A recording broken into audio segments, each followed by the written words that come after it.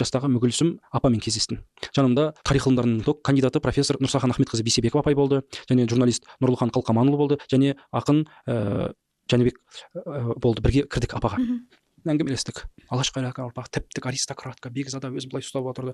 Әңгімелер айттық, ел туралы, жер туралы айттық. Сонда Елдосжан менің үйімнің адресіне не оқыдың деді ғой. Ол кезде Қарағандыдағы көшенің аты Ленин көшесі болатын. Оны 2020 жылы Ерлан Әшім Абай деп өзгертіп берді. Вывескасын өзінің қаражатымен жасатты. Сол Ленин көшесі 52-ші үй, 2-ші кіреберіс, 10-ші пәтерге кел деді. Бардық, әңгімелестік. Содан бұл не деді? Мен түсінген жоқпын басында.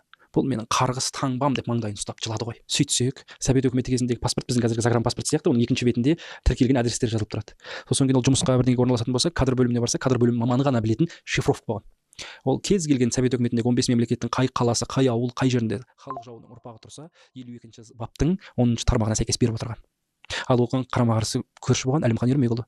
Олардың есіктері есіңізде болсын, жоғарыдан төмен қарай басталады. Әдейі 5-ші қабаттан солай жасап тастады. Кейін сол үйге кірген кезде апа қабырғаға кілем іліп қойыпты.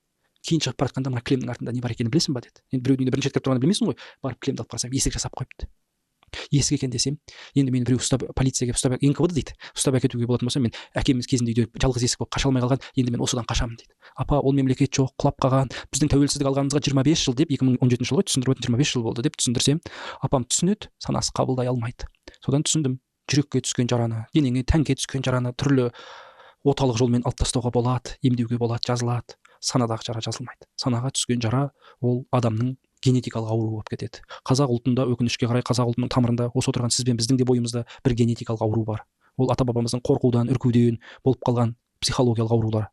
Осы генетикалық ауруды емдеу керек. Бұның генетикалық терапия болады. Мәселен, біреу қомағай болып туылса, ол баланың арғы тегінде қомағайлық бар деген сөз. Өйткені ашаршылық заманында, жоқ жетімшілік заманда ата бабасы осындай бір психологияға ұшырап қалғаннан кейін сондай көрсе қысар болып жеп тұрады, тойғанын білмейтін адамдар болады. Біреуде үрку, қорқу болады. Bir нәрсеге қарасаң қорқып отырады, қол қоя алмайды. Былай қарасаң көзің тоятын азамат ақ, батыл дейсің, бірақ қорқып қалған, әбден қанына сіңіп қалған қорқу несі бар. Сондай әртүрлі ауруларды емдеу керек. Бұл ұлттың болашағы үшін өте қажет. Бізге дәл қазір Қазақстанға 3 нәрсе керек: декоммунизация, деколонизация, десоветизация. Осы 3 процесс